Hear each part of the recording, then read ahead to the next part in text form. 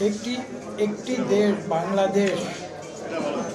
বাংলাদেশ কিন্তু ঢাকার শুধু প্রতিচ্ছবি নয়, এটা বাংলাদেশের প্রত্যন্ত অঞ্চলে গ্রামে গঞ্জে যে প্রতিটি ভূখণ্ড রয়েছে সব কিছুর সম্মিলিত প্রতিচ্ছবি। এবং মিরেশরাইয়ের প্রশ্নটি ঠিক সেভাবেই আমি একটু আগে শুনেছি একজন বক্তা তুলে ধরেছেন, আমি তাকে ধন্যবাদ জানাই। আসলে একটি দেশ, একটি জাতি, জাতীয়তাবাদ যে প্রশ্নগুলো আজকে এখানে আলোচিত হয়েছে তার মূল কথা যেটা যদি আমরা যাই সেটা কিন্তু আমাদের শিকড়ে যেতে হবে, এবং এই প্রশ্নের শিকড় হচ্ছে বাংলাদেশের তৃণমূলের মানুষ, এটা আমি বিশ্বাস করি। এবং তৃণমূলের মানুষের যে ইচ্ছার যে প্রতিফলন, সেই প্রতিফলন হিসাবেই বাংলাদেশ একটি রাষ্ট্র হিসেবে রূপ নেবে, এটাও আমার বিশ্বাস। আমরা যদি মানুষকে বাদ দিয়ে রাষ্ট্র গড়ে তুলতে চাই তাহলে কিন্তু আমরা ব্যর্থ হব। এবং এখানে আজকের যিনি মূল প্রবন্ধক তিনি এক জায়গায় লিখেছেন যে বিগত প্রায় অর্ধ শতকেও আমরা এই দেশের রাজনীতিকে স্থিতিশীল করতে পারিনি, এদেশের দরিদ্র মানুষের অর্থনৈতিক মুক্তি আনতে পারিনি। কেন? প্রশ্নটি হচ্ছে কেন?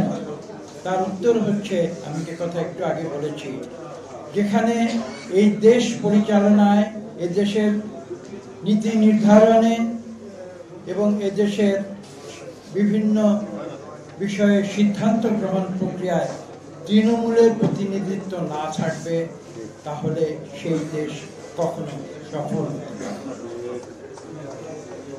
আমরা গণতন্ত্রের কথা কেন বলি? দেখুন, বাংলাদেশে 18 কোটি মানুষ রয়েছে। 18 কোটি মানুষ তো দেশ পরিচালনা করতে পারবে, তাহলে সেটা কে করবে? এটা কি শুধু রাজধানী ঢাকা শহরে উচ্চবিত্ত এক শ্রেণীর লোক রয়েছে তারা করবে? এটা তো হতে পারে। আমরা বিগত 3টি পার্লামেন্টে কি দেখেছি? সেখানে কি জনগণের প্রতিনিধি ছিলেন? সেখানে কারা ছিলেন? সেখানে ছিলেন একটি ধনী প্রতিভ শ্রেণী।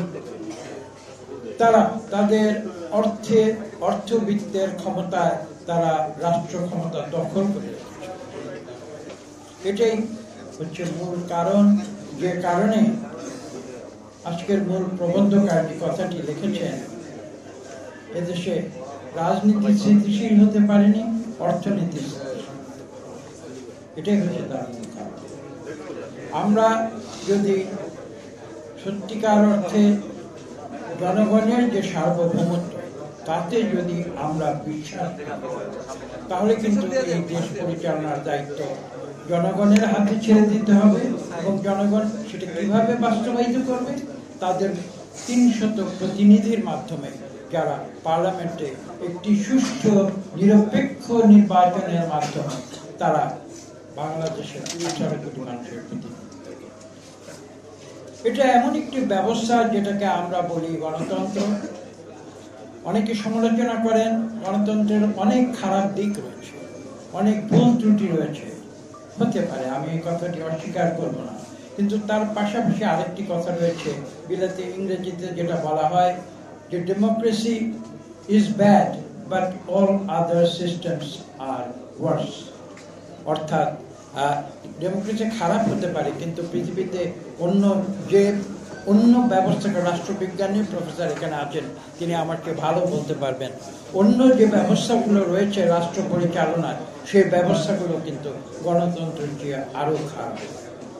গণতন্ত্র যে একেবারে পারফেক্ট সেটা কেউ দাবি করে না, কিন্তু আমরা গণতন্ত্রের মাধ্যমে যত দূর সম্ভব জনগণের প্রতিনিধিত্ব নিশ্চিত করা। এটাই হচ্ছে আজকের যে চ্যালেঞ্জ, সেই চ্যালেঞ্জ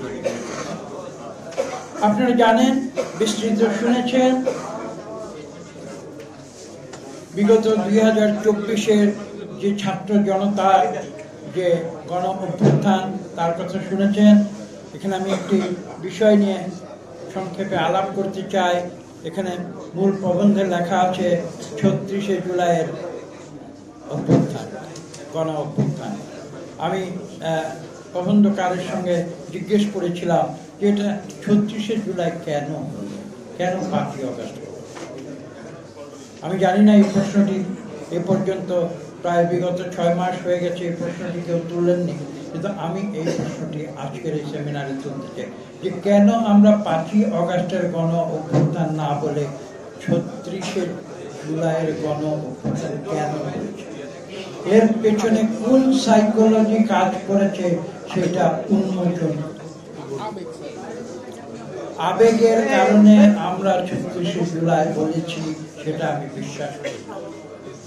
এর পেছনে কোনো রাজনৈতিক কোনো বিশ্লেষণ রয়েছে আমি সেটা বিশ্বাস করি, এবং আমি এটাও বিশ্বাস করি যে যে কোনো কারণে তারা অগাস্ট নামটি উচ্চারণ করতে চায়নি, সেই কারণে তারা এটাকে 36শে জুলাই বলছে, অগাস্টের নামটা। এবং যে কারণটি কি আমি তার ব্যাখ্যা দেবার